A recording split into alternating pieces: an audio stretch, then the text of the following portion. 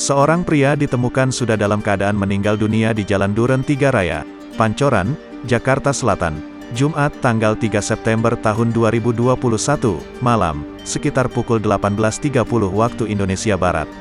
Sosok tersebut diketahui sudah tak bernyawa di dalam mobil Daihatsu Terios dengan nopol B1991 SIM.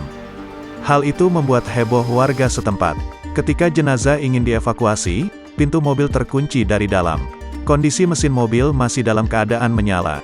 Saksi mata bernama Sastra, 32, mengatakan, saat ditemukan posisi kaki korban dalam keadaan menginjak rem.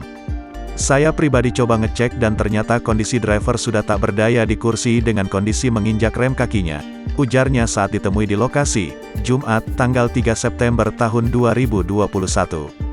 Lebih lanjut Sastra mengungkapkan, korban tersebut berumur sekira 50 tahun. Kini, warga sudah menelpon polisi serta ambulans. Kasubnit Lantas Polsek Pancoran, Ibtu Deni Setiawan menjelaskan sebelum dievakuasi, jenazah diswab terlebih dahulu. Makanya diswab dulu, dari tenaga kesehatan hasilnya negatif. Kami petugas gak sembarangan mengambil langkah, ungkap Deni. Jadi petugas puskesmas langsung melakukan swab hasilnya negatif, lanjutnya saat ditemui di lokasi.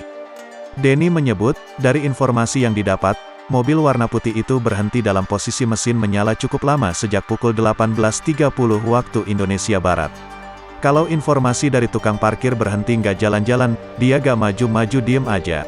Udah lama, sekira pukul 18.30 waktu Indonesia Barat, tambahnya.